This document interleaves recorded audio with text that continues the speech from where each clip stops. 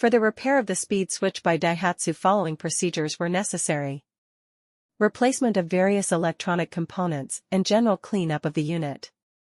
For testing we used 24V DC power supply, a variable voltage as input signal and a testing circuit comprised of the rotating disc and a proximity sensor.